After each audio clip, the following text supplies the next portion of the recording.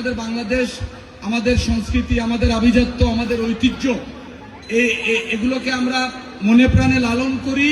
আর লালন করি বলেই দীর্ঘ 1.5 দশক আমরা আজকের এই বাংলাদেশটির জন্য যুদ্ধ করেছি। আমরা আমাদের গণতন্ত্র, আমাদের মৌলিক অধিকার, আমাদের সংস্কৃতি, আমাদের আভিজাত্য ফিরিয়ে আনার দাবিতে, আমাদের ভোটাধিকার ফিরিয়ে পাওয়ার দাবিতে আমরা দীর্ঘ 1.5 দশক নিরবিচ্ছিন্ন যুদ্ধ করেছি। এবং সেই যুদ্ধ করতে গিয়ে আমরা হাজারো বাংলাদেশি মানুষকে আমরা হারিয়েছি, হাজারো নেতাকর্মীকে হারিয়েছি, সাথীকে হারিয়েছি, দেশপ্রেমিক মানুষকে হারিয়েছি। নতুন বর্ষ, এই নববর্ষে বাংলাদেশের প্রতিটি মানুষের যে প্রত্যাশা, সেই প্রত্যাশার বাংলাদেশ বিনির্মাণ আমরা করব ইনশাআল্লাহ। এবং এই বাংলাদেশ হবে প্রতিটি ধর্ম, বর্ণ, শ্রেণী পেশার মানুষের নিরাপদ বাসযোগ্য বাংলাদেশ।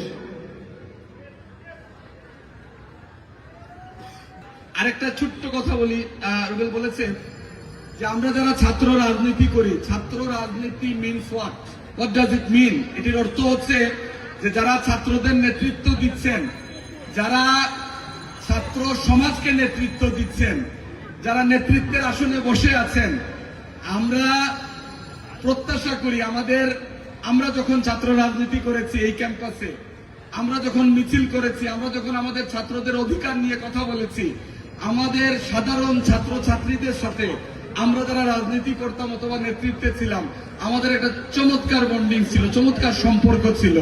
আমাদের সেই আন্তরিকতা, আমাদের সেই বিশ্বাস, সেগুলো কিন্তু আমাদের ফিরিয়ে আনতে হবে। সাধারণ ছাত্রছাত্রীদের আস্থা এবং ভরসা কিন্তু যারা নেতৃত্ব দিচ্ছেন ছাত্র সমাজকে, তাদের উপরে থাকতে হবে। এই সম্পর্কটুকু হবে আন্তরিকতার, এই সম্পর্কটুকু হবে বিশ্বাসের, এই সম্পর্কটুকু হবে পারস্পরিক সমঝোতার। এরকম একটা সম্পর্কের উপর ভিত্তি করেই আমরা আগামী দিনগুলো চলবো। এটি হোক আজকে বাংলা নববর্ষের প্রত্যয়। আপনাদের সকলকে আবারও বাংলা নববর্ষের শুভেচ্ছা জানিয়ে আমি আমার